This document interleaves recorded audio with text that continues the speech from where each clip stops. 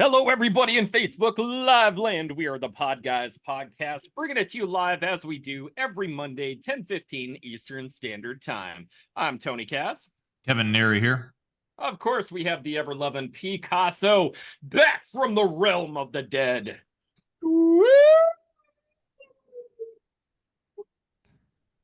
And the ever-loving Picasso, the dreamer of dreams, the fire of fire starters. He normally won't talk unless Tony gives him several nicknames. Say hi, Sparky, just so that way the non-viewing audience knows that never mind. He wants me. I'm back, says Sparky. He's back. He's back. Damn you.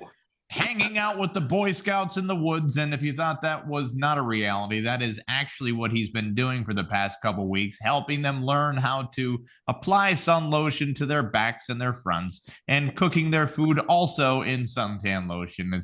It's a lot of it's the underrated marinade out there. I don't know. Oil free is the way to be. I agree. Guys, we are. You could have corrected me any time there. You could have been like, "Of course, why am I'm not doing shit." I mean, would there be a point where you would disagree? I don't know, man. I don't know either. Guys, we are joined by a four square today. We have a great guest on for tonight. Hollywood Square. He goes by the name Heavy Metal Han from 97underground.com, radio DJ. Hello. Pete. Pete. Welcome Hello. to the show, sir. We're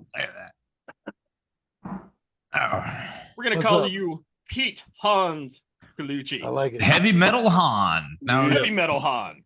Know what I'm talking about? Now, Pete, we've gotten into a good little conversation yesterday, of course, about what you do, where you're doing it. Of course, you grew up on the East Coast. Yes. In Baltimore, in Italy for a little bit, in New York. But mainly on the East Coast, yeah. Okay. And of course, you are the one of the fan favorites of 97underground.com for your heavy metal Yeah. hits. Of I course, do a that you little play down in, retro Baltimore. metal. I'm sorry? My show's a little retro-y. Okay. From the 80s, like when metal was just sucking on a teat still. so we talking Gwar, Iron Maiden, Maiden. stuff like yeah. Yeah, Iron Maiden, Anthrax, the first album. Old Man of school War. Metallica. Huh? Old school Metallica. Before they sold out. Oh yeah, yeah. Also, the first couple albums of Metallica, for sure. And I mean, Merciful Fate. That's like one of my favorites. And even Rush, Ooh, you got to throw Rush in there. Okay, if you're counting Rush, you got to count Jethro Tull then, because I mean, not so much me. I mean, I liked a couple of his songs, and I liked when Iron Maiden, covered his one song, but I wasn't that big a fan. So if you want to talk 70s, I liked a lot of 70s music. There were some great bands, Eagles. But I mean, it's not like bands that I would play on my show. I even play like some techno and house from the 90s and whatnot. Wow. Yeah, a little something, and some stuff from like 2000. I guess Don Henley used to be quite the man of the hour when it came to cocaine and hookers. I'm sure he was. He would have them all, and these are just third-party stories from God people bless. that were asked to watch. Yeah, by never Don first Henley. person confirmed. I mean, anyways, the hookers were told to bend over with about an 8 balls worth of cocaine laid out in lines on their back, not to move. He would do it off of their back and then go at them for a good 3 to 5 minutes, sit back down, and then sing Dirty Laundry, so that way, because why not, right? Why not? Well, that last part wasn't true, but all the terrible parts are allegedly 80% true. Everything leading up to that was all true. Well, I mean, you had In Excess, and when they opened up, they were opening up for what's his name? The I can't think of his name now, but he was a guy, very famous guy back in the 80s. He was such a pig head, like back then. I liked him. Meatloaf. I mean, he had good songs and stuff, but he was such a dick to them that when all the women just started going to NXS and they started, shying away from him, and NXS was like, "We're going to take all your women from you now." Anthony Ant, right? Wow. Game Which they on. did. Yeah, it was hilarious. It's kind of weird that the lead singer of In Excess kind of Michael did Upton. drugs in excess enough to the point where he died. I know. It's a little bit of play on words, but Sparky's got the big board right there. Sparky's back with his first big board. Sparky, turn that board around. For our non-viewing audiences, come on, Don, get it while it's up. Put that one on print. I can fly higher than an eagle, because you are the hooker for the day. Well, isn't that what he's singing in his song? Get it while it's up. Get it before it goes down. No, And isn't that yeah, exactly. Oh, He yeah. was doing his whites that day, if you catch my drift, and then the next day he was doing his colors. If like there was so much money in the 80s. This is what happens. People get a lot of fame and then they're like, oh man, I still have money left over. Like a lot of it. What do I do? And there's like a drug dealer like, hey, I got an idea. Oh God. Han, what was your favorite concert Oh my God. you got to pick one right off the rip, your favorite concert. No stall time. Ministry comes to mind. It's like one of my favorites from their first album. So that was in the 80s. Wait a minute, 88. Came out in 88. I probably saw them, I don't know, 89 or 90. And it was incredible. That's one of my favorite shows to see. But I've got to tell you, I've seen like 1,000 shows, easy. I've worked for hundreds, either running spotlights, setting up the shows. I've seen a lot of different stuff. I've seen like the divas, believe it or not, Prince was a diva in the end, towards the end. I mean, he really was. He was firing people left and right off his tour. There's a crazy amount of stories about Prince floating yeah. around the internet that Yeah. that are so unbelievable that Right. they have to be true. Yeah. I think it was maybe it must have been the drugs or whatever. He was not pleasant at the end. I was in the dressing room. Well, we were fixing up his dressing room, and his wardrobe girl was there, and I was there just waiting, standing by. Well, he starts berating her. He comes in with a cane. He was short as hell, and he just starts yelling up and down, just yelling at her. Then he realizes that I'm in the room, and my hands behind my back, and he looks at me, and I'm just looking up straight ahead.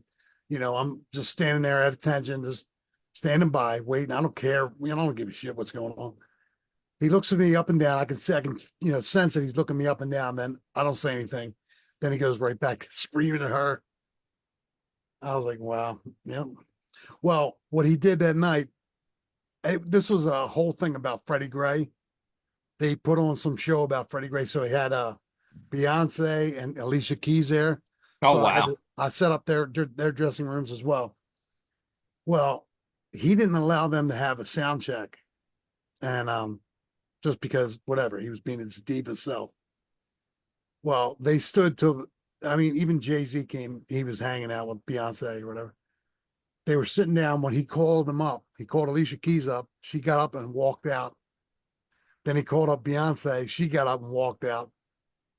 They're just like, showing him a little something. That's crazy. I That's a know. crazy. That's a great lineup, by the way. That's a Right. great lineup. Yeah. Holy shit. Yeah. Have you seen something unfortunately- so, and not necessarily so crazy that like you were floored? Mhm. you know, and now, but let's build a little groundwork, okay? Right. Because you come from a long line of music yourself. Yeah. Totally. And you know, being in the musical background, of course, you were in a band Yeah. for quite a long time. Yeah, right? I was in many bands, yeah. And in the beginning, like, I mean, even like the 70s, I was a roadie for local bands, you know, and then, you know, even Wrathchild, I filled in Wrathchild, who became Wrathchild America, Child's Play, filled in a couple nights there for them. Because we're like all of us roadies, stagehands, we were you know, close-knit family. So somebody got sick and we had some time, we would go in and help, you know, fill in. Mhm. So that was always fun, you know, you get to see more of a crowd, different people, and it was a good time. But that was like the building blocks of all that. And then, you know, then I started working, I was with one band for about a year, and they got pretty big to go on tour.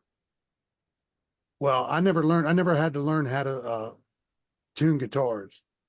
So that was my thing. I never had to. Well, and you were always a singer, correct? Well, yes, but before that, when I was working, I used to be like a drum tech. I was Pyro Pete. I was one of the Pyro Petes. There's like another one. I don't know who was first, but I used to blow shit up, and I loved it. But nice. yeah, I moved to New York with a band called the Maniacs, and we used to blow things up properly. You know, we got lucky. We got very lucky. That we didn't become a great white back then. You know. Oh wow. But, I know, so Isn't it just crazy was there like any- how things have changed to the point where you back in the 80s, 90s, even 2000s to a little bit of a degree, if you wanted to put out a music video or if you wanted to do something, you literally had to blow up a car. And you couldn't, you're not Right. CGIing that. You had to Yeah. tell the local cops, we got Yeah. an abandoned building over here. We're going to light it on fire and, you know, get a permit for that Yeah. shit. Nowadays, you just computer generate the stuff Right. and you're ready to Yeah. roll with the whole thing. But people, they'll watch an old movie and they'll be like, wow, how did you guys do the graphics for that? And everybody's like, what the fuck do you mean graphics? We literally blew that, Yeah. we literally blew No, that yeah. shit up. You fucker should have been there. Exactly. Sparky does have another thing up on the big board, though. Let's spin that board around, Sparky. Let's see what you got, brother. Oh, hey, Prince, we need some new acts for the tour. No way, I got pancakes. What the fuck? It's my best Prince voice right there. I always think of him as more of a South Park that was character. a good reenactment. It's not bad. And you can tell it's Prince because, Sparky, hold that up. You can tell it's Prince because he has got his purple hat and his purple pancake.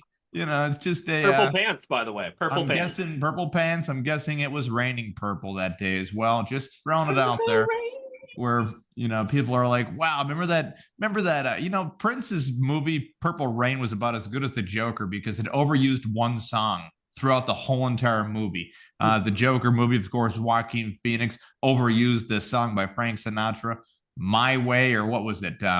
That's It Life. was My Way, yeah. Yes, what a scumbag movie that was. You know, that was just, you know, taking a great actor and just giving him nothing. And Can you believe that that's actually been one of the most critically acclaimed fan favorite Jokers of all time? I bet it is because this Crazy. generation is just so dumbed down. They're easy to trick. They're so easy to trick. I think it's because they gave everybody legal pot. You know, back in the day, we had to find pot. It was like a fucking scavenger hunt. You had to go hang out with some dangerous, weird bastard that looked like he just got fired from the carnival. Find a place where he would, you know, be like, oh, get in the car. You get in the car with a stranger. If you survived, you got like a quarter pound of fucking okay weed, and everybody got high for the night. Now it's just Dude, it was weird because I always had to find a McDonald's worker. And he'd be like, dude, you want a quarter pounder? Tony's putting the whole burger in his grinder. Like, I don't get it. Smoke that puppy up. Now, Pete, of course, you were also in a band called Double Vision as well, right? No, I wasn't in that band. Oh, you weren't in the band. Okay. No, they're good friends of mine. Oh, okay. They're very Which good one tribute. were you in before your accident? What's that? Which band were you in Okay. before your accident?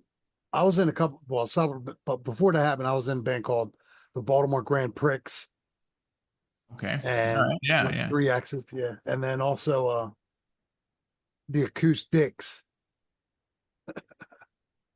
Very, very dick friendly. yeah, yeah. We also used to bring on the fucks a lot, so I would change a lot of words in the songs. We do all these covers, mainly '90s covers, and I'd change a lot of the words, and throw in a lot of fuck. So we'd have It like, reminds me of John Cena's new character that he played in Ricky Stenicki, like, "Ooh, baby, I masturbate oh yeah, every day." hell yeah, yeah, we did stuff like that, and I mean, it was very popular in the '90s. I'm sorry, we were doing this in the 2000s, and Nice. up until 2016. Wow. That's when I had my incident. So let's get into a little bit about that, because I found that an interesting story where all of a sudden, like, you guys are fucking around, but I want you to, of course, lay down some work for us. All right. Well, it was opening day 2016 Orioles, and I hadn't had an opening day off in like 10 years.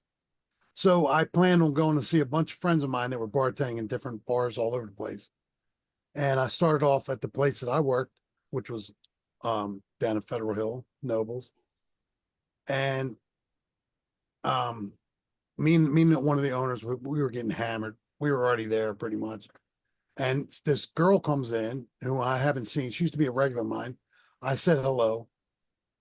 Her fiance at the time, he didn't take kindly to that, I guess.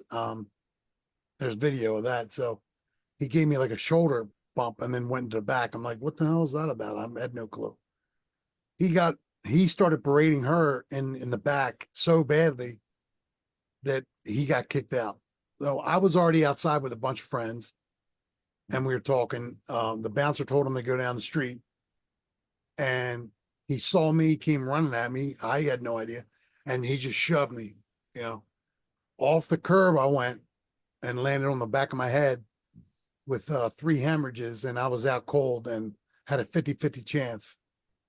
God Luckily, damn. some friends of mine that were paramedics, in the crowd, and they waited, and shock trauma was there pretty quickly. So, but it was a life-changing event, I had to relearn how to walk, how to talk, and of course, I that's can't just sing all anymore. stemming from just What's one that? fuck around night.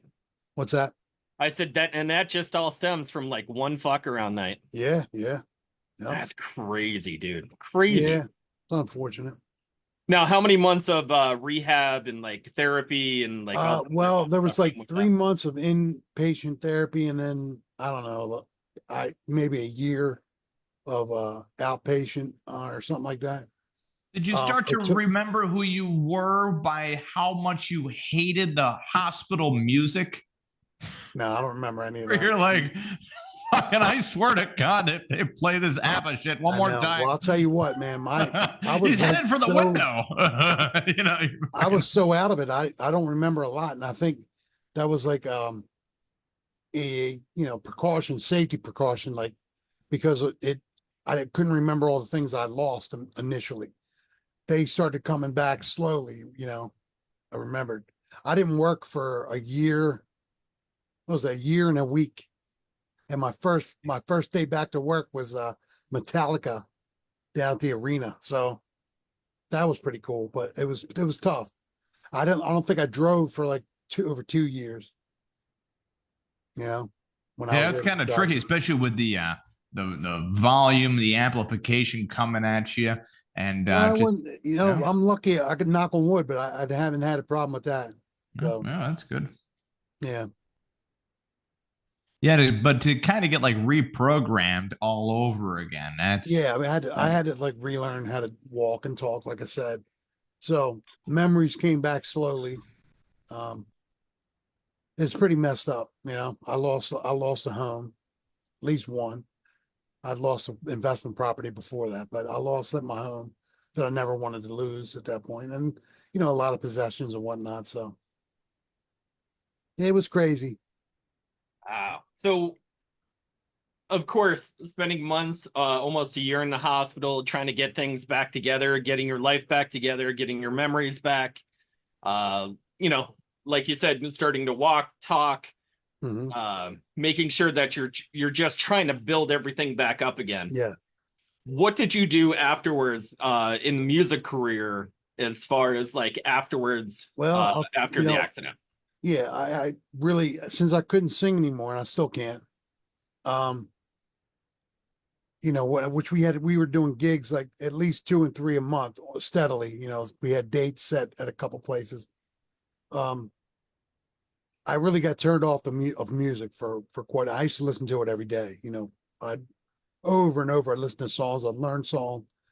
I was doing a lot. You know, and then now it was nothing. So when I got back in 2020, I went back on the air, which was the same radio station I was on back in '88 and '89 in Baltimore when it was an FM station. Now it's a internet radio station. But Mhm. it got me back into to listening to music. You know, got me back into like talking and writing more. And there was a lot of good positives from it. You know, so it forced me to listen to music.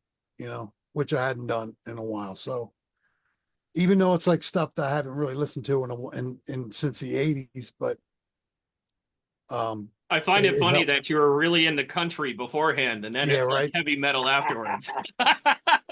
Oh my, You learned how to do 3 different languages yeah, after. yeah, opera. Yeah, You know, very, I very don't. classical. We're going with Beethoven, Bach, and Oh my, Chopin. Vivaldi, man, that's the shit there. I don't mind that stuff. You No, know, I always find it interesting. I feel like, you know, for people to pick up the pieces, especially from Mhm. and not to say it's like a get well quick Yeah, thing, because it takes a long time, man. yeah. It takes a long, long time for you Well, to you know pick up what? the pieces and move With on. it, And it's technically called a TBI, traumatic brain injury. Mhm. I've seen a lot of different TBI, you know, survivors, and everybody's different, you know. And I don't know. I want to say I'm lucky because in a way because there were people there to help me out. Shock trauma was there quickly. I must have gotten the care that I needed really well. Because I've seen some really bad cases, you know, of people that went without oxygen for quite a while, you know, and it's sad, you know. That's but thinking about it, they probably don't even know the difference, you know. Hopefully they don't, because you know, I can't imagine, you know, their lives before it happened and now, you know, where they're like they're pretty messed up, you know. Some of them. Have you ever thought about writing a book or Yes, I've been writing a book, and I've been writing it for decades because I was working in one of the most iconic nightclubs in Baltimore, which is Hammerjacks, Mhm. and I worked there for 4 years, about back in the heyday, and so I've been writing about that for a long time. And then when I had all this extra time after my injury, um, I started picking it up a little bit more, you know, and then when I did some interviews on my radio show as well, um, from Hammerjacks alumni, and when there was a grand premiere, the movie came out, and there was a premiere, and we were all at that, so I did little interviews on that. But Not the name drop, but do you have yeah, a big name that you know, you have talked to? You oh can even lie. We will believe you. yeah, um, you know, I, I can't remember some of the names,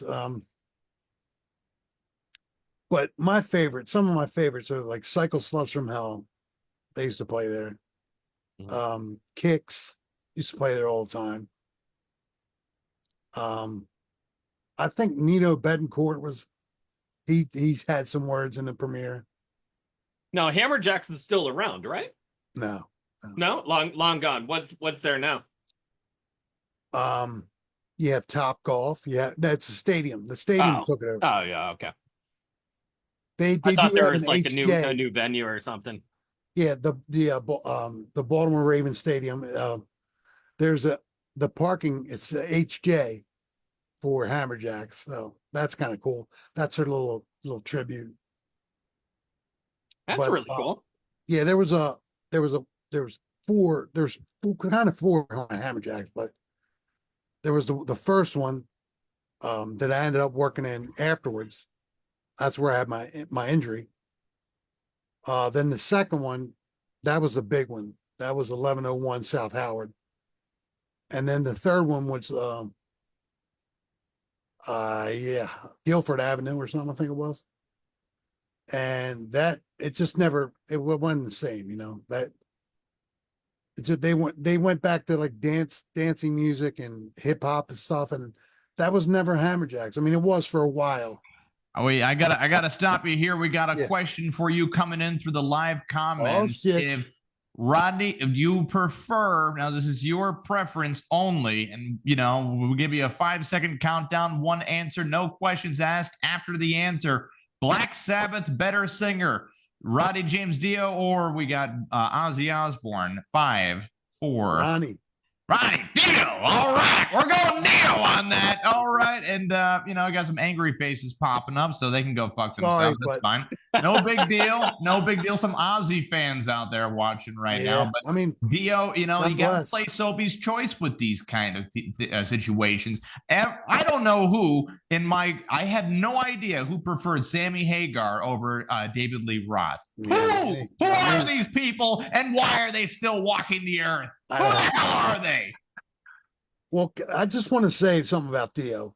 Ronnie was at my bar in Hammerjacks one night, and I was serving him, and he had a security guard with him, and people were coming up to him to try to talk to him, and his security guard would say, "Look, he's playing tonight at the it was Civic Center back then." Yeah. And he's like, so he's not really talking to anybody, so you know, apologize, but and that's fine because the way that his voice was, you really have to relax that thing for a little bit of time. But he was talking to me. Isn't it weird? He was not a good-looking man at all. He was an ugly-looking guy. Dude, he was short. He was short like guy, Prince but his was. voice was so phenomenal. I know. His head was like 3 times the size of a human head. I know, because he's got that little body, right? You know, he's got the smaller shaped frame right there, but his head was so freakishly large. Yeah, dude. But you couldn't get away with that today because there is such an overwhelming amount of talent where you could find 7 people probably to sound just like him, and all you got to do is find the prettier face, and then you got 3. Then you're down to 3, and you say to yourself, "All right, now who's going to do what they're told?" That's the way the industry is kind of changed over, and it's overpopulation too. It's people wanting always to be at that upper echelon right now. And dude, let's be honest. Nowadays, it's either you're going to a Taylor Swift concert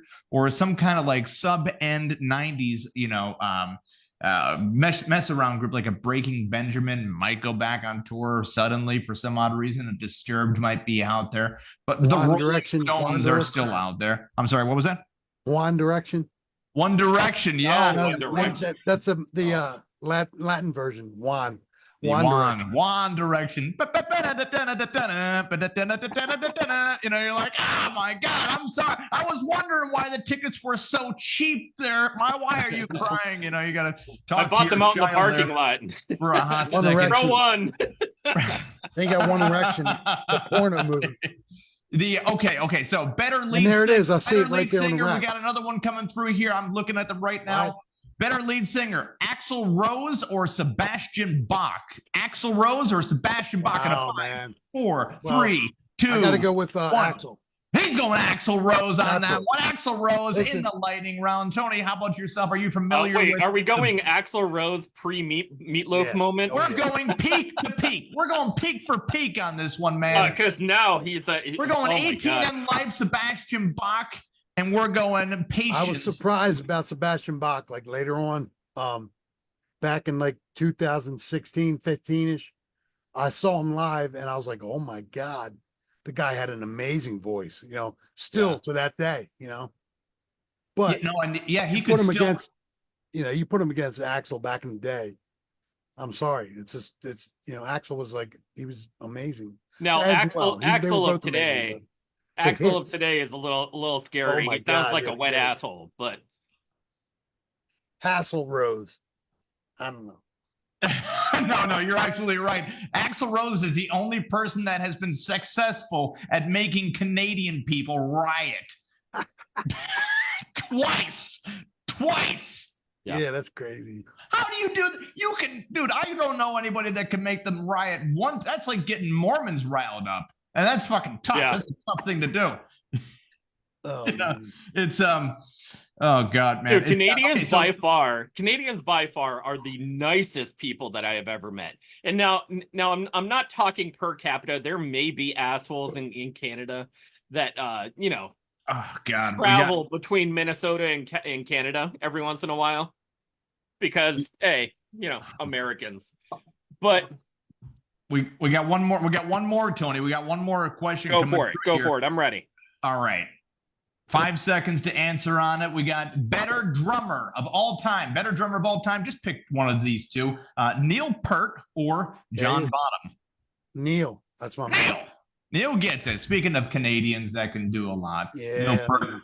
My Neil, God. my freaking man. I gotta have respect for John Bonham, but I never was a big fan of Led Zeppelin. I liked them, but I didn't love them. Rush was like my number one band for like decade.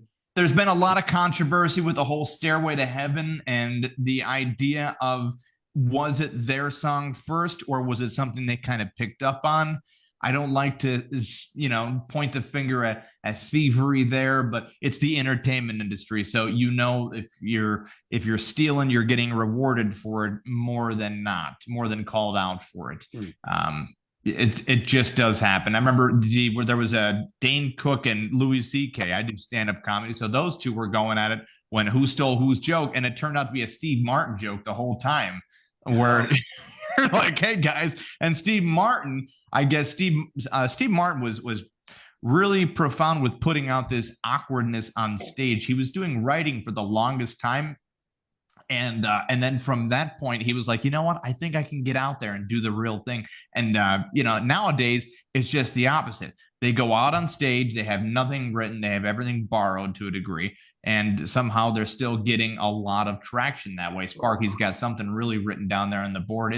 He's given us we do like a little bit of a Penn and Teller thing with Sparky sometimes. I'm not sure how much he enjoys it, but we're not really worried that much about him. I want to tell you, you want to put Clive Burr up against Nico McBrain, and okay, my favorite is Clive.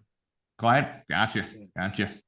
They're going, oh, Sparky's got the board back. He has got the board back right there. Sparky, flip around that big board. I got this taken care of. You're welcome, Canada. Woo, woo, woo. My Michelle. For people that aren't familiar with the story of how Axl Rose got Canadians to really fuck each other up, I mean, big time. So there was a sold out concert in Vancouver. And, like most times in Axl Rose's career, he just didn't show up, canceled the concert completely. Everyone started freaking out because they paid hundreds of dollars, sometimes thousands of dollars to go to this concert. It was sold out, dude, packed. 40,000 people. So what do you do when there's no Axl Rose to see? You start punching your person that's sitting next to you in the face while on all sorts of drugs, and they all started to riot. This would make Machine Gun Kelly blush a little bit with his whole situation. But anyways, afterwards, Axl Rose was sued. He goes to a Canadian court and says he promises to put them on a concert and all refunds, blah, blah, blah. So they all bite. They're like, good. He's doing the right thing. And they all go back there a year and a half later. Fucking doesn't show up. I swear to God. Twice in a row. Just not there. So what did they do? They're like, hey, what did we do last time this dude didn't show up? Boom. They start fucking each other. Wow. We had Skid Row at Hammerjacks once, but we had Guns N' Roses at Hammerjacks once as well before they got big, and like the album had just come out. Only song I liked at the time was My Michelle. Mhm. So I had one of the bouncers. I was working on the club side at the time, and I had told one of the bouncers when they start doing My Michelle, come get me. So he did, and I got to watch that. But they got all super effed up, and they got fucked up. And Well, they better be getting fucked up on their own vodka. It's called Skid Row vodka now. Are you familiar are you with it? serious? Really? I swear to God, we got Skid Row vodka right here. See Wow. that? Skid Row vodka. I guess, it feels like that a really good, name for a homeless man's drink where he's like, Skid Row, because there you are, right? Right. Yeah. And by the way, oh my God, not the Red Hot Chili Peppers. 18 and Life is called, the one is called 18 and Life Premium Rum by Skid Row. Wow. Yeah.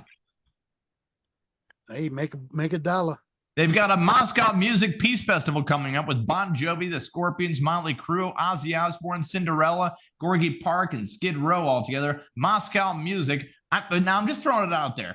Russia wasn't invited to the Olympics, and I'm so out of touch sometimes. I found this out like fucking 5 days ago, man. Maybe a week. I mean, I was like, wait, why? How is Russia sucking? How aren't they meddling in anything? And they're like, you can't come play with our ball now since we told you not to invade the Ukraine. Literally, that's how it went. Feels kind of childish, but here we are, right?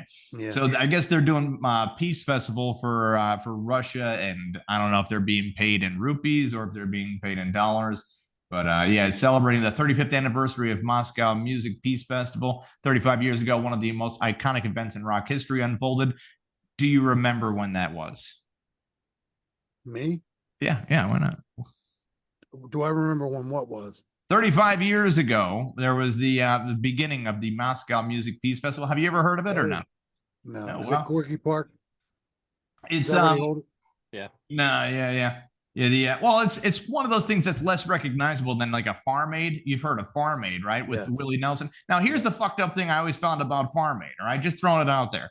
Willie Nelson raised all this money for farmers along with the John Mellencamp, Cougar, whatever the hell. Mm-hmm. Or remember he said, "I'm John Cougar," and they're like, "Cool, that's an awesome name." And then he says, "Wait, I want to be known as John Mellencamp because that's my real name." And then everybody's like, "Okay, well, that's kind of weird, but okay, fine." Like, wait. We're selling less records now. I'll be John Cougar Mellencamp. And everyone's like, fine, whatever, man. Jesus Christ. And now he comes out and he's like, all right, does everybody know who I am? They're like, who the fuck are you? No, we unrecognized. You're like Cougar. I'm formerly known as Formerly known. Yeah. Formerly known as, Little Diddy, Pat, Jack, and Diane. They're like, oh my God, this guy Oh my God, I remember that song. Yeah. Somebody turned the jukebox off. The old man's trying to say something in the microphone up there. Yeah. He recently got done flipping out on a crowd and said that they weren't allowed to hear him sing that night. And everybody's like, who are you? We're a little younger. He was probably doing it for a case of that vodka, Skid Row vodka. Do you know who's had a great claim to fame lately? Who's and that? You're going to be like, oh yeah, I've seen him on like pretty much everywhere. Chad Smith, actually, from the Red Hot Chili Peppers. Oh yeah, he's a good drummer. Oh yeah, fantastic drummer. Yeah, really, man. He's so good for his age too. Perfect for his age. You know what? He gets into some great rhythmic movements. He knows his way around a kit. Yeah, man. And of course, the doppelganger for Will Ferrell. Oh yeah, they've had some funny skits together. Oh, amazing. So that's awesome. So recently he had a thing on TikTok, and I think it's with something called Drumeo. Oh yeah. And what happens is that they listen to a song, and there's several different drummers, but he was one of the star performers, of course. And he gets on there and he has to listen to a full song and create his own drum rhythm for that particular song without hearing I saw the song that before. So it's really, really cool. Yep. He did a really good job on that. Yeah. But that's how good drummers are. I mean, you feel the the chords, the beat, you can hear the beat in your head, and you start, you're able to, transpose that from your head right to your hand. So who's a better lead drummer, Don Henley or Max Weinberg? Now answer this carefully. Oh man, I'd have to say Don. Don? I'm going Max Weinberg on this one. Who else could make Conan O'Brien's rim shots?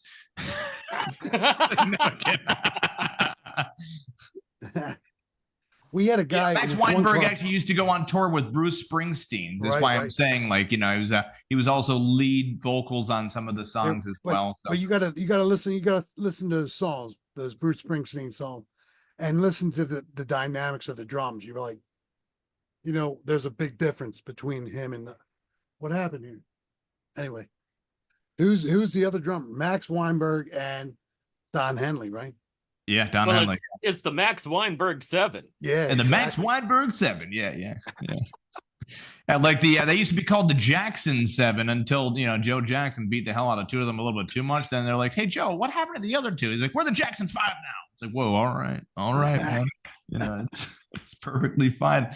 The music industry has gotten, every time you do like a weird peek in, a Puff Daddy character kind of appears, and you're like, what's going on here? And it's like, turns out Puff Daddy and R. Kelly have been trafficking kids. Can't they just sing songs like they used to? Like, hey man, you're a very successful musician, now what? And he's like, well, I'm probably gonna traffic some people from Jamaica. Like, wait, what the hell? It's a different world we live in now, bro. Is it though, or is it like, because Elvis Presley, if they had an opportunity to like make his corpse lip sync correctly, I mean, I think they would do it. I really think they'd drag him right out there, and like just keep his eyelids open, fucking Weekend at Bernie's, the whole situation. Right. Yeah. It just, how long was, Jesus Lord, weird situations were hidden, and then until they weren't, and then when they were discovered, they were attempted to be made normal. And I'll give you a hint: Great Balls of Fire. Are you familiar with his story? Yeah. He married his 16-year-old. Lower on that age. How old was she? 14. Fucking 12, dude. She was 12 years old. Yeah. Was she really? Yeah. Holy 12 shit. years old. Well, that's when they were dating. When they got married, she was 16 because it was illegal to marry at that age. He wasn't allowed in England. And record companies were like, oh no, he's a good guy. They're just really in love. And they're like, dude, this is England. We do a lot. We have nothing but incest in that fucking castle over there. And we're not condoning any of this shit. Right. We got kings and queens while people are starving. I'll tell you what, there's so many hypocrites and we still don't think world. that is. So many hypocrites in the whole entire world, not let alone this country. That's another story. That's the fucked up part, because Jerry Lee Lewis was given more waste in his band, sort of thing, by the more leverage by record companies because of the color of his skin, more than. And at the time specifically, because racism and prejudice was very high and mighty at the time, then Little Richard, for example, Little Richard, he had the double whammy going on. He was also colored and not attracted to just one type of sex, but he wasn't a pedophile and he wasn't banging his cousin. Also, he was putting out great music at the time, much better than Jerry Lee Lewis. They wanted him to sing faster and faster and faster, just in competition, and then that morphed into what slowed down Johnny Cash, a little smooth delivery there. So you had a lot of evolution with music until you hit around 1968, where people are just banging it around. The Velvet Underground, you're familiar with them, correct? Yeah, like a Lou Reed. I wasn't impressed. Wasn't impressed, but you know what? Without that kind of, not the acid rock feel to the idea, but more or less the heroin song where you're waiting for the distortion guitar to kick in there. Without that being the influence for most heavy metal bands at the time, I mean, it ends up evolving into what me and Tony, we had to judge competitions where, now you got all these heavy metal bands having the same kind of sound anyways, because very much a common feel. Yeah, it's ridiculous. Yeah. But what are you going to do? I mean, there's so many there's only so many songs you can redo, you know. Yeah, you're right. Yeah. Same thing with Hollywood. I mean, Hollywood, they're doing all these remakes like out the ass, you know, because the original stories are. No, they're trying to get them. They're trying to few. get the money clip. They're like, you know Yeah, what? yeah. People seem to like Iron Man. Let's do Iron Yeah. Man 7, and maybe he's Yep. Doctor Doom too, and maybe Yep. Superman comes in and says, "Hey, I'm here for some cash." You Right. know, like Yeah. it's the opposite of creativity when the main groundwork was started by the most creative people around. Yeah. And it's kind of fucked up where they're like, hey there, robot, stop drawing such beautiful paintings. Yeah. You know, the chat GBT is getting Yeah, into, the have AI, you ever seen, AI is getting big, man. yeah, dude, have you ever seen the Uncle Bus? So Tom Hanks has done so many movies that robots are allowed to use his voice in certain areas because it's Really? just been copyright written, underwritten. Wow. So there's this movie that they said, hey there, robot, could you make us a new movie trailer for Tom Hanks and make it kind of spooky, right? So the robot basically took Tom Hanks' voice, where he says, where Tom Hanks is Uncle Bus, right? Not Uncle Buck, but Uncle Bus, where Tom Hanks plays the uncle of a nephew, the uncle who is his soul is trapped inside of a bus, and the only person that can hear him is his nephew telekinetically. So his nephew Is this has a real to. movie? Really? No, this is not a real movie, but the robot ChatGPT wrote it. And so the nephew has to race the devil at midnight on Halloween. That is also another bus. And if he loses, the whole world turns into buses. And I mean, it doesn't sound like a great movie, but at least it feels original. Right, I'd right. I'd throw a coin in there, and Nickelodeon that idea. What the hell was the name of that movie that was a horror movie about a it was about a truck. I think it was Maximum Overdrive or something. Yeah, Maximum Overdrive. Don't forget about the tire movie. The fucking Oh, stupid yeah. tire. Oh Yeah, my yeah. God, what a piece of shit that was, man. Jesus Lord. No, Now recently, Kevin, there have been some killers out there that yeah, that Rubber have it hit was the called. The horror movie was world. called Rubber. What a piece of shit movie. Oh this yeah. was. That Holy was great. crap, What was it you know called? that. Oh, Rubber. Rubber. Really? So, oh yeah. Did you ever see it or no? No, never heard. Man, Kevin, there's been some great movies that just came out. Sharknado was the first Sharknado. alliteration. Yeah. Now they've come out with Catnado. Sharknado is what happens when there were too many Jaws. Yeah. Right, right. And they're like, we did Shark, we did Jaws, we did Piranha, we did Anaconda. Yeah. Yeah. They We had a did- Piranha one as well. That's We right. did Twisters, we did Earthquakes. Wait a second. Hold on. We did Towering Infernos.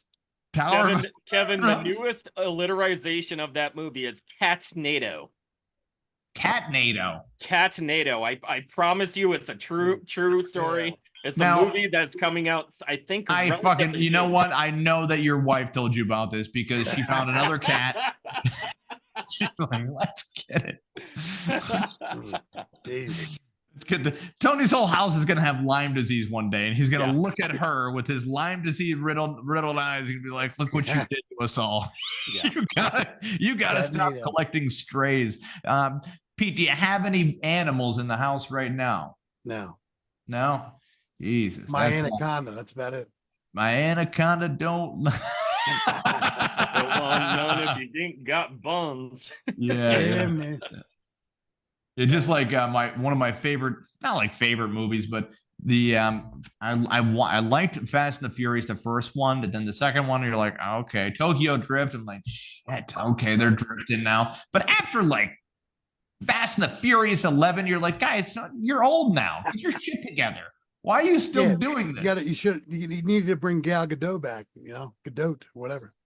Oh yeah, That was a big mistake right there. Oh, Sparky's got something on the big board ready to roll for everybody right now. He flips over the big board. Catnado. Yeah, for our non-viewing audience, this is Tony's house. Meow. It is a tornado saying meow, and Tony with his hat and water And a bottle squirt gun. spraying it. And that's, of course, he would get some backdraft, of course, sort of stuff. That's what I could never really care for is TV shows and movies about firefighters because I know what's going to happen. I'm guessing, not just an educated guess here. There is going to be a fire.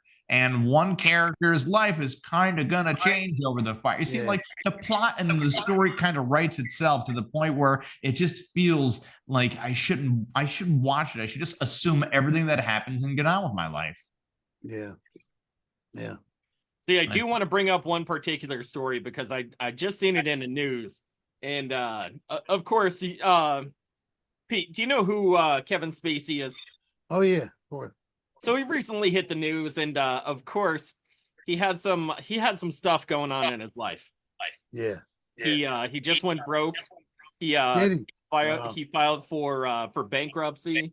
He ended up getting arrested for sexual harassment and what was it, pedophilia? Or not pedophilia. It was pedophilia. It was sexual pedophilia? assault of a minor. That's what it was. And Kevin Spacey, by the way, I still have to repeat that he got out of his charges or of being arrested the most creative way possible. Cop pulls him over. He says, "I have a warrant out for your arrest, Mr. Spacey." And he says, "Oh, what are the charges?" He says, "Well, it's pretty big. It hit the news that you assaulted a child sexually. The kid was about 16 years old. You did a movie with him." And he says, "Oh yeah, what if I told you some bigger news than that?" The cop says, "I don't feel like there is any bigger news than that about you." He's like, "Well, officer, I'm gay." And the cop's like, "Oh my God, that is bigger." Kevin Spacey's gay. he drove away, and it's just like, I'm not making any of that up, by the way. That is literally the play-by-play of what happened. And he drove away on his merry way, did a press conference, and said, "Listen, I am innocent of this. This didn't happen. I'll tell you guys something, though. I'm Kevin Spacey, and I'm gay." And everybody's like, whoa! Everybody, forget about the child sexual assault. Yeah, right. Kevin Spacey, it's like, dude, he trumped his own news. And everybody knew there was something a little awkward about him, the way that he kind of didn't want to kiss Helen Hunt. And, who does? So everybody's like, Jack Nicholson, maybe, but he was old and wrinkled and that was as good as it gets. No pun intended, but he was a great actor, back in his time. I mean, I still think that you can be just like a fucking terrible person and a great actor at the same time. Oh yeah, obviously. Most people are very good at their profession and really shitty people sometimes. Take Bill Cosby, for instance. Great comedian, but whoa, holy crap. Yeah. How many bowls of cereal do we need to believe before he fucking, how many people did it take where you're like, what about 12? And you're like, I don't know, that's not a large enough number yet. Keep it going. You got Harvey Weinstein, Harvey Weinstein, now Tony, what happened with Kevin Spacey now? Well, Kevin Spacey, of course, lost his mansion. So he had it for sale. And the investor who recently purchased Spacey's mansion says the actor has no intention of leaving the property in the next 6 months. Wow. Now, he made headlines recently due to allegations of sexual misconduct and inappropriate behavior. And then he's become the topic of good discussion. time there, Sparky. I'm not leaving. Get out of my house. That's amazing. Look at that. Look at that forethought he had in that. Sparky, where's the plastic bag floating in the wind? No? Tony, no plastic. What's the rest of the story, Tony? Tony, I actually thought that Kevin Spacey was living in a house of cards. I worked on that show. Not a mansion. I worked on that movie set one time. Did you really? Oh wow. Yeah, this is after Kevin was gone. Oh, okay. Well, while the 65-year-old was found not guilty of 9 sexual offenses towards 4 men in 2023, his recent resurfacing in the film and TV world has not yet made up for his lost time as well as finances. And the actor is reportedly broke. Damn. And couldn't afford his Baltimore mansion, by the way. Wow. Baltimore mansion. Now, the American Beauty star has seamlessly refused to leave his home, which was just currently bought for $3.2 million from a bidder. And he said that it was auctioned away, foreclosed on and auctioned away to an investor over the Oh. summer. So he didn't get any of that money. Oh, he got No, zero. no wonder he's staying in there. Nothing out of that. It sucks. So right now that was he's a good one. refusing to leave, Yeah. and he had a 6-month window for him to move both him and his family out of the Baltimore mansion. He's like, where the hell is he going to go? Well, you see, I don't know, man. If I'm the person who bought the house, I'm just gonna live with Kevin Spacey for a little bit. I'm moving in there anyways. I got Kevin Spacey as a roommate, Yeah. Get into some shenanigans. Now he's going to walk in there trying to freaking blow you, man. You know what I'll do? I don't give a shit. It's Kevin Spacey blowjob. I'll take that. Especially if I have $3.2 million to spend on a mansion, we're throwing some crazy parties. I'm gonna be like, hey, I just bought Kevin Spacey's mansion. He won't stop sucking my dick, and I need you to come over because we're throwing some fucking parties Come right over now. and put this on your feed. He can't get Put out this of on my your dude. news feed. Oh my God. Yeah, that's an even more reason to invite your friends over because why not? Wow. It's like being with a broke Alice Cooper, where you're just like, hey, Alice, I get it. You don't want to fucking leave. I don't want you to leave either. You're fucking hanging around, man. Oh man. Yeah, make him sing Poison for, hips. It's like, come on, Alice Cooper, older Alice Cooper looks like goth Bob Dylan.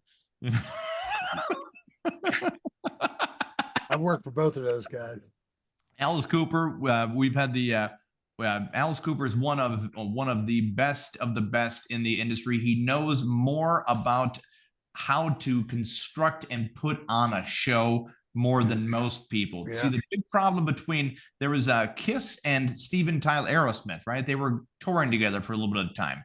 And, the problem with that situation always is who's going to outperform who. If you have Kiss open up for Aerosmith, some people are leaving because they just saw a Kiss show and they're like, whoa, there's no beating that. Yeah. Or if you have Aerosmith open up for Kiss, people are sometimes just still waiting for Kiss. Some people are, boom, they're already out because of, Aerosmith puts on a great concert as well. Both very different type of concerts. So it really mattered of which city they were in at the certain time. But still, you can't have that kind of match. There was supposed to be a Led Zeppelin Van Halen tour going on for the longest time. That was rumored. But, you got egos. And by the time they came to an agreement, nobody cared anymore. I think it was 9 years later, they came to an agreement to both be mediocre on stage together. Now, Kevin, I don't know if you know this, but Pete has not to say a secret crush on someone that's just been in the news lately, but it's one of his favorite bands of this new generation. And of course, I'm talking about JoJo Siwa. JoJo Siwa. JoJo Siwa. Pete, say it ain't so. Say it ain't so, Pete. I don't even know who it is. It's like Dinosaur Jr. or something. No, her name is JoJo Siwa. She was her claim to fame, I think, is through Disney, if I'm right. Am I right, Kevin? I'm checking her out right now. I think that you are right. I'm double checking on it though.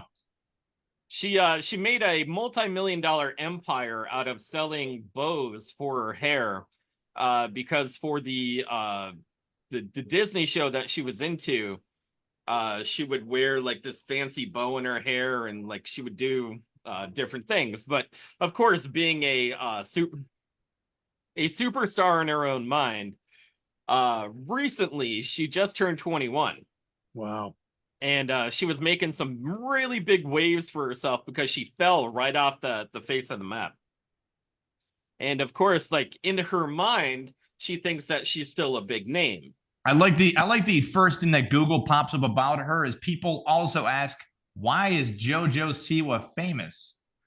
Oh, wow. No, here's a fun. Okay, so she's famous from the year 2013 to 2019 Dance Moms breakthrough with music and Nickelodeon. Siwa started her career as a top 5 finalist and the youngest contestant on the second season of Abby's Ultimate Dance Competition, produced by Abby Lee Miller of Dance Moms fame. She appeared on the show with her mom and was eliminated in week 9.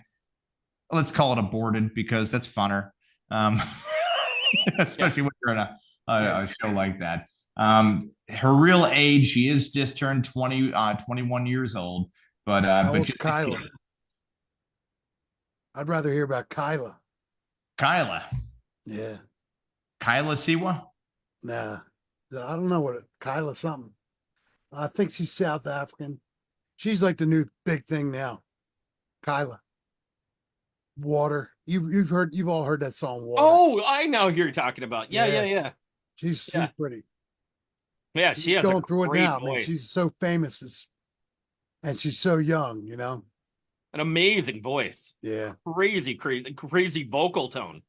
And Dua Lipa's she's like one of my favorites, like vocalists. Yeah, Dua Lipa is very talented. Or Yeah. my wife Janice has got a very nice voice too. But yeah. just throwing it out there. She's creative. Like I liked her from the beginning before anybody even knew who she was.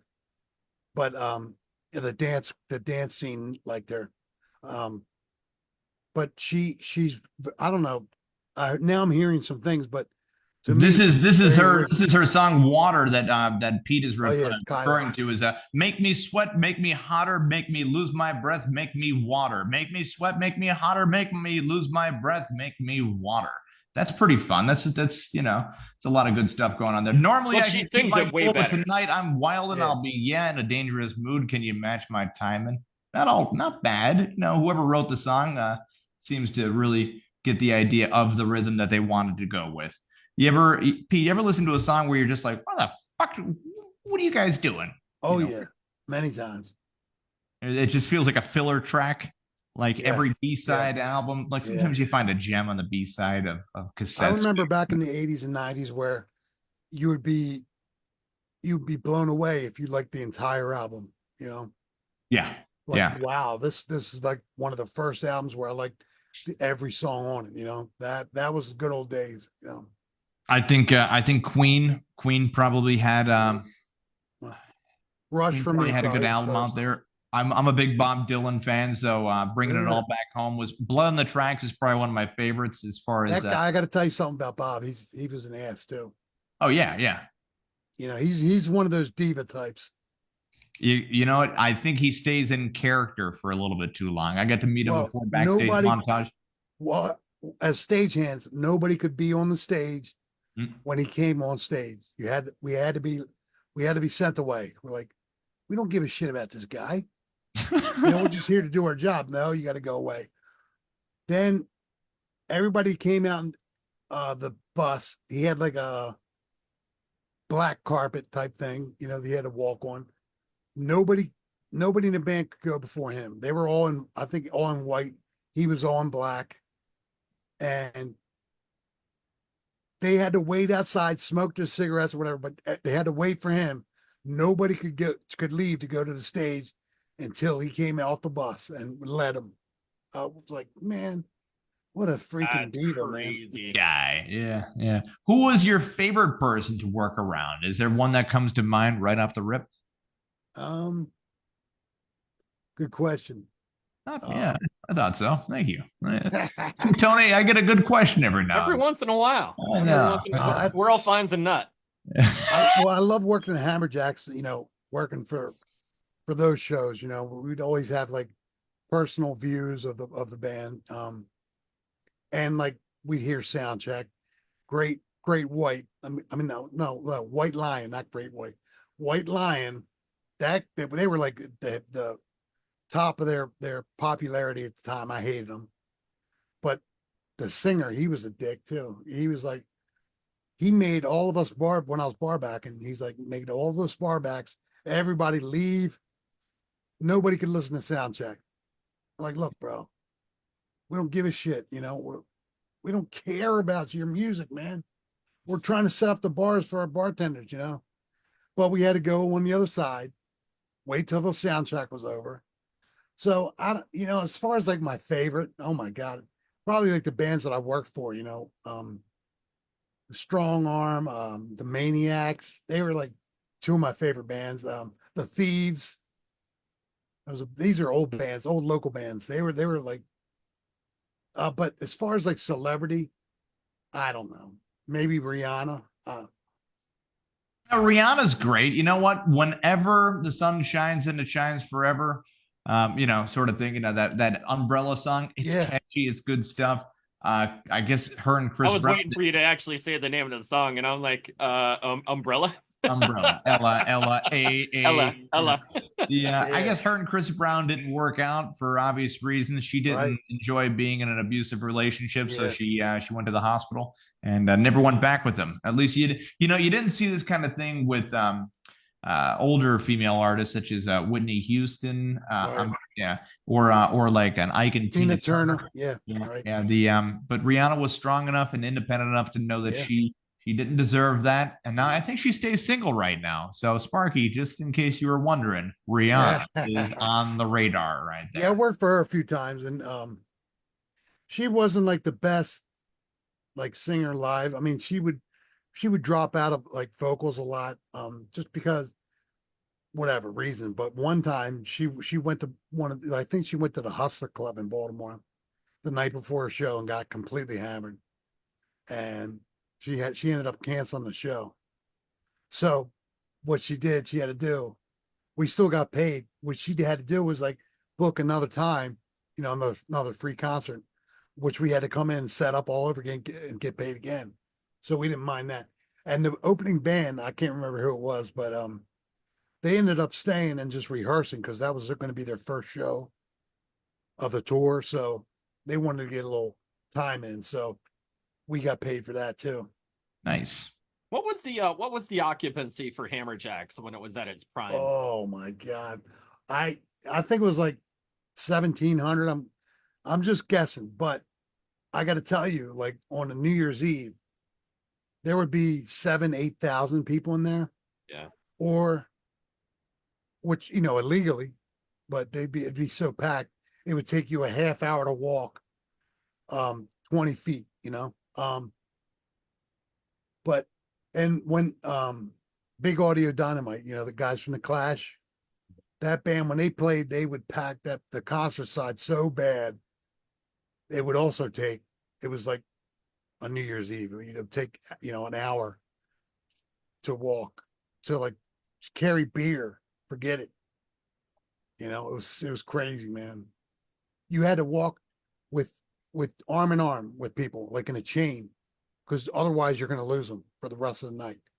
So you would have like girls walking by in chains, and you weren't breaking through that. You had to go underneath or you had to wait. It was crazy, man. But good time. Kevin, you know what I did hear about chains and cages? What did you hear about chains and cages? The fact that Nicolas Cage will be doing a portrayal of such great importance that it is the legendary John Madden. I think this is the probably one of the worst castings I've ever seen in my life. Yeah, I don't know how he's going. I don't know how he's going to transform his body, his voice, every aspect. It's if one part of it feels off, you basically destroyed your body for no reason. I don't. Will Ferrell was slated to play the role to start with. I mean, there are some John Madden impersonation people out there, whatever the hell is for the guy that goes on Sunday Night Football or Sunday Morning Football every now and then. I forget the guy's name offhand, unfortunately. But this just doesn't feel like this feels very forced. What do you think, Tony? Now, if out of all the people that you could pick at a roundtable discussion, why the hell is Nicolas Cage coming up in conversation? This is what happened. I got a great theory on this. This is what happened. They said, okay, we have these actors listed and how much money we're going to pay. And then Nicolas Cage came in and he says, I'll do it. And they're like, listen, it doesn't, this is how much the money is going to pay. I'll do it for less money. You're going to undercut. It's a really dedicated. You don't look like John Madden, and we don't want a fat suit on you. I will gain Doesn't matter. We'll CGI it. Oh my! He's gaining the weight. Are you seeing this? Really? Yeah, dude. Yeah, Pete. He's gaining the weight, and it doesn't look like he's at a certain age right now. Christian Yeah. Bale, by the way, he can That's gain gonna be weight, tough. lose weight, and you have to be very mentally focused. Not to say that Nicolas Cage isn't mentally focused at all. I'm just saying Very much a method actor, by the way. Yeah, obviously. He's at that age that you just can't lose the weight after all this. Yeah, You yeah. will stay John Madden for a little while. Yeah. That's what I'm saying. Damn. Heart attacks and all. He's a great actor, there's no doubt. But You got to get used to being alone for a while because you're gonna be like, I'm really Nicolas Cage, and they're gonna be like, get the fuck away from me, you weird fat fuck. I don't really like Gwyneth Nicolas Paltrow Cage. anymore, but she's been in she's been a great actress in many movies. And when she did that, what was that, Shallow Hal? When she was in that fat suit. Oh my God, she did a great job in that too. Yeah, Gwyneth Paltrow is Well, not only until she went off the rails with her vagina candle from Goop. Oh yeah, I think this was the beginning of the episodes that I started coming on with these guys. They could not stop talking about Gwyneth Paltrow's vagina candle. Sparky was just. Did you ever hear about that, Pete? I didn't. By the way. All right, so we're gonna bring everybody a little bit back. We're gonna rewind it a little bit. She has a corporation by the name of Goop, Goop. And her particular corporation, they make candles in different scents. It Now, sounds like what they named the drip from gonorrhea. Yeah. It's Goop. Oh my. So her particular company came out with these was like, ballparking back and forth. And they're like, oh, well, what can we come up with in order to really make this brand name stand out a little bit? And she is very much into the holistic self-help, steaming and like vaginal health. She does a lot of self-help care because of her age and where she's at in life. Well, she's no Jessica Alba, I'll tell you that. No. Yeah, not by any means. So for her corporation, she said, well, what if I make a vagina smelling candle? Oh my. I'd burn that. She sold out, and I think it was in under a half an hour for her particular corporation for a limited run of a vagina candle. Jesus. Yeah. And they're trying to make why does my whole house smell like a burning condom right now? Yeah. What the hell? Is it supposed to smell like her vagina or just vagina in general? Supposed to be her vagina. She went through many scents and many different they're like, how about this, Gwyneth? Does this smell like a vagina? Yeah. And she's like, oh, you're getting close, but not quite. God damn it. More juniper berries. Yeah, push it up here a little bit more again. Hold on. You gotta get this. Yeah, you got some fucking wine connoisseurs up in her cooch right there, like trying to get it right. There's a vagina Salmonier running around. Yeah, we got somewhere. Gwyneth Paltrow's vagina, morning dew. Morning dew. Oh my God. What do you got, Sparky? What's Sparky? Sparky just drew a vagina. I know what he did. Yeah, he just. No. With the story before. Story before we got it, just like the way they picked the role for the movie The Batman. Okay, we need a fat old man to play Madden. I got it. Nick Cage, cocaine time. Woo! Oh, Lord. Yeah, Nick Cage actually wanted to play Superman because why not? I doubt there's a role that he feels he can't do. Right. Which you need a lot of confidence, a little bit of ego and bravado, and with a family lineage that leads back to the Godfather era. There is nothing that he was told no to without, unless I doubt he was told no a lot of times. Just throwing it out. Francis Ford Coppola's nephew. Gotta love that. Yeah, a little bit of privileges. They're calling them Nepo babies now. Do you like that? Nepo babies. Yeah. What is it? And Nepo babies, babies. Okay. Yeah, nepotism babies. Right. Hollywood, which, by the way, is all of Hollywood. If you want to play 6 steps away from Kevin Bacon on everything, you could literally find who's related to who. Yeah, and that's how a lot of I've gotten roles that way. I've gotten shows that way. I've lost out on shows that way and roles that way. So the door swings both ways on all of that kind of stuff. There are certain people we'll have on this show because of who we know. Like we know Spedden, he's a cool guy. He was like, "Yo, Pete's the man on this one. He's he'll provide some entertainment right now," and we're like, "Yeah, fuck yeah." So nepotism will go both ways, Right. and as long as people are entertained and having a good time, the problem is that if you have an actor out there that just Freddie Prinze Jr. that just for some odd reason can't get a good movie, Freddie Prinze Jr. can't get a good movie out there in any which way possible, no matter how much stuff he's put in. Freddie Prinze Jr. And no matter how many times he's just given chance after chance after chance. Freddie. Robert Downey Jr. Anyways. Nah, he was good. I just switch it up there a little bit. They seem to somehow Lesson zero. Somehow with nepotism, it seems to be where you are just showing yourself as the worst person out there, Hunter Biden, and you just, for some odd reason, you just force your worst area out there and make everyone else look like the piece of shit that they are, Eric Trump. And it's just infuriating sometimes when you really get down to it, because it doesn't really happen. It doesn't really happen in the real world. And when you're at a play and you got a casting director and he just wants it to be a good form of art and flip that board around there, Sparky, let's see what you've been brewing up here. Oh my God, we finally got it. Here it is. It's Madonna's candle scent.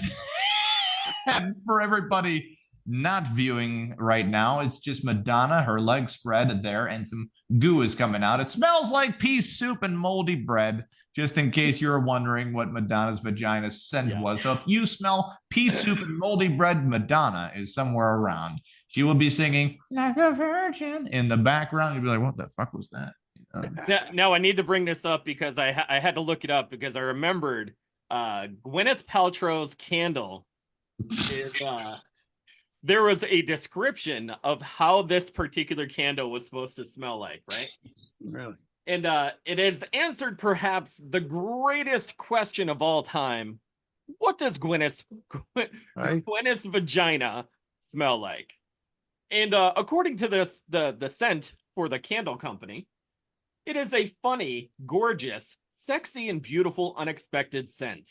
A mix of geranium, citrusy bergamot, and cedar, absolutely juxtaposed with damask rose and ambrette seed. Yeah, Lord, come on, man. Yeah, that's that's a stretch. Yeah. Let me see here. I mean, you're gonna get one freaking. It's gonna smell like one or two things. That's it. Her ex-husband Chris Martin actually wrote the song "Yellow" about her vagina. Oh my! It was all yellow. Yeah, that might tell you a little something right there. Yeah. Now, before she sold the candle, she also had there was a huge lawsuit against her company for Goop because she was selling what they classified as jade eggs. Now, you may be thinking to yourself, Pete, what the hell is a jade egg? Well, you're going to get schooled, sir. You're going to get schooled. Schooled indeed. Apparently, it was a jade egg that women put in their vaginas in order to tighten the muscles. And they were sued because the jade egg held so much bacteria. Oh, my God. That if you did not wash it, you get infections in your vagina. And what did it transpire into the, into the partners? Fucking, what the hell? Yes, sir. Unreal. Yes, sir. Well, Gwyneth Paltrow has some kids, and they're going to say, "Mom, how did you pay for Harvard?" She's going to be like, "Well, that candle you used to love smelling for the longest time." Yeah. And they're like, "Well, yeah, what about it?" Well, we're going to call it my vagina. That's what my vagina smells like. See, they had me queef into a couple jars just so that way they can get the gases in there and into some mason jars just for research and development. It took 3 years to get the exact scent of what my vagina smells like. And when I saw the smile on your face when I lit the candle, I said, you know what? This kid's going to get used to smelling my vagina because, you came out of there and stuff. And as the kid is slowly crying and wanting to kill themselves at that moment. He likes to light one in every room. Yeah. Oh, you have guests come over? My vagina's in the parlor. Yeah. How did you pay for college? Vagina candles. Yeah. Which I guess the candlesticks would be what the cock smelled like because you got the just light a fucking citrusy bergamot, Kevin. Citrusy bergamot. Citrusy. It's like one of those beard shampoo things. I was like pine. We need to wrap up this show. We're wrapping. Pete, if people were going to listen to you, sir, where would they find you? At 97underground.com. Now, of course, a little more PG rated for the Baltimore area, but you could hit your heavy metal Hans, of course, on Underground 97. Check it out. Go to the internet radio station. Just type it in. 97 Underground. The Baltimore area's hard metal hits. You can get it around the world. You can listen. So. Anywhere that has internet. Yeah. I'm sorry, Philippines. I'm guessing Bangladesh is a no-go on that one. Yeah. Certain parts of the Philippines, no go. We're still good there. We got it. You're still all right? Yeah. Still one bar, but it's a good quality bar. How about One Direction? Can they get it down there? Probably in one Direction. Hey, it's been a pleasure, man. No, we appreciate your time, sir. Of course, welcome back to Sparkadiddles with some great pictures. Great to have you back, brother. I am Tony Kaz. Kevin Near here. Curse the ever-loving Picasso. Sparky. Happy trails, Phil Donahue. Phil Donahue died at the age of 88, and there is Phil. I saw his house up on Hollywood Hill. Big place. Sadness. Sorry, Phil Donahue fans. He reminded me of Sally, only a male version, because that's what they were doing at that time, basically. Yeah. Like, what if he was a woman? Had the white hair forever. Yeah, he's always had white. Even when he was 40 years old, he still had white hair. Phil Donahue, Phil Donahue looked like Steve Martin does now. Oh yeah. Forever though. Yeah. And not to say I didn't even think he was 88. I thought he was like in his 90s or something. I thought he died 5 years ago. I mean, I'm joking, Yeah. No lie. Yeah. Guys, thank you very much for watching the Podguyz Podcast. We'll catch you next week. Same bat time, same bat channel. 10:15 Eastern Standard Time on Monday night. Guys, have a great night. We'll talk to you soon. Peace. See you.